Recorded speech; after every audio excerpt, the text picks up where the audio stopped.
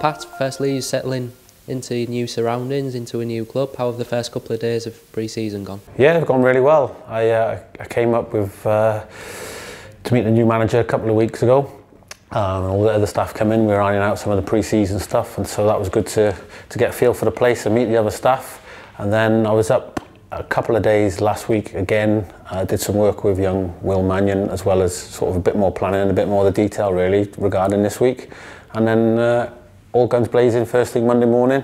It's been 2 hectic days, 2 very busy days, 2 days of hard work for the players, but it all seems to be going very well so far. It's 2 or 3 weeks since it was confirmed that you were coming to Hull.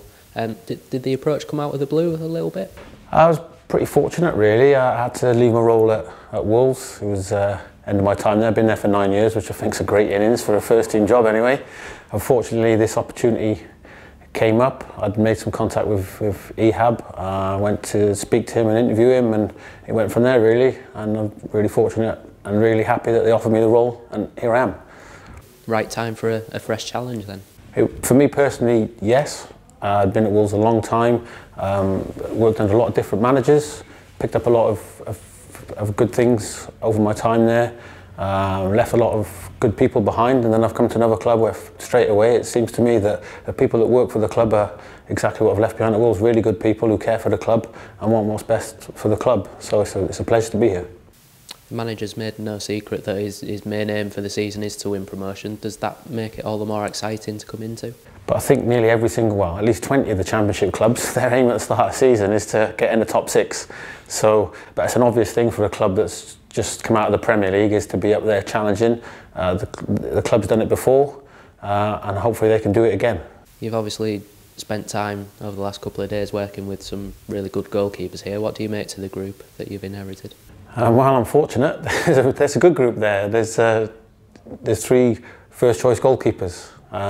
Worked with some good goalkeepers in the past. I've known a lot about Alan, Eldin and Dave from my time at Wolves really, where we've played against Hull or played against teams that they've played in. So I've got some background on that, and since I've got the job I've watched everything from last season that all 3 of them have done in the games, and then I've got to speak to them on the phone. Now I've met them, started working with them.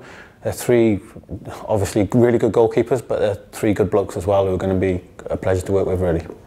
Have you got any links here? Is there any links to previous moves in your career or people you've worked with before? My main link is that my dad was actually born in the area and all his family are from Hull. So that's probably my only link. We've mentioned your time at Wolves, but can you take us back towards the beginning of your career? I know you had a few years as a player before injury brought an early end to it. Yeah, I was at Cardiff as a schoolboy and a young pro, played a handful of first team games really, and then sort of from there went to Barry Town, who were the main Welsh team then, who were in Europe all the time, and then on to some non-league clubs. I was actually at Yeovil when Tony Pennock was there, and we used to travel over to South Wales together. He was a much better goalkeeper than I ever was, so he was the one playing and I was on the bench for a short time, and then I played most of my games really at conference level with Newport County, so I wouldn't say I was a good goalkeeper. I'd say I'm a better coach than I was a player. But you did, am I right in saying you represented Wales at schoolboy level? Yeah, through the ages, up to and including under 21. So that was good, and got to train with the first team squad a few times. That was good experience, and that sort of, as I worked my way and got older with my football, that sort of got me on the coaching front really. My main job when I started coaching, I worked at Cardiff's Academy part-time and was lucky enough to then go and work with some of the Wales age groups which had helped me playing at that level. And then from there on, I went to Cheltenham, who were in League 2 at the time, like a part-time role. Had 3 years there, we were in League 1, got to League 1, which was good for Cheltenham, to be fair. And I combined that then with working at Hereford as well, who were in League 2, and actually we were promoted to League 1, so it was a good time for those 2 clubs. The opportunity came up at Wolves, summer of 2008, seems such a long time ago now. Luckily got the job there, and my first season there, I'm hoping to repeat my first season at Hull, because we won the championship my first season at Wolves and got promoted to the Premier League, so hopefully I can mirror that here. It's not just down to me obviously, it's down to a lot of other factors, but that's the aim. When you realised your playing career was going to come to an end because of injury, was coaching all you wanted to do? I'd been part-time for a couple of years anyway as a footballer, and I'd started coaching and doing my coaching qualifications really early. I was probably 22, 23 when I got my B licence, outfield and goalkeeping. and I've always thought that was a really important thing, to gain experience and knowledge, to learn off other people who are more experienced than yourself, and sort of can give you a foothold really. And that actually through my coaching qualifications was mainly how I got into actually coaching. Opportunities came up through people I'd worked for with the English FA, and I've continued those links with the English FA, and I still do some work for them now, just in the summer now, because full time at a club is hectic, where I tutor some of the goalkeeping qualifications, so I'll keep a link there. So it's been some good people who've helped me along the way.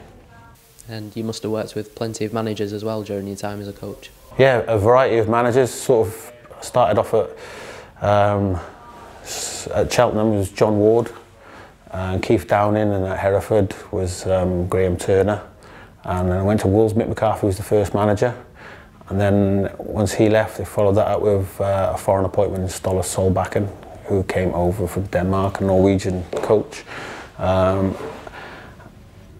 Dean Saunders, Kenny Jackett came in, had 3 really good successful years at Wolves, and then last year with the ownership of the club changing hands, they went through managers quite rapidly, made a lot of changes, finished up with Paul Lambert, who got on with really well, and then when it was time for us all to leave in the summer, that's what happens in football. There we go, look for the next challenge. Here I am, and I'm ready for it. And now you're working for a Russian head coach, a new challenge, a new exciting time in your career? Yeah, it's really exciting for me. I'd left Wolves. I knew what I wanted to do, get back in at a good level. When this opportunity came up, my wife will tell you, once I sort of knew I'd got the job, I was straight into it. I was watching videos, I was on the phone, I was straight back in, sort of almost got my coaching mojo back, if you like. I was excited, and I couldn't wait to get started.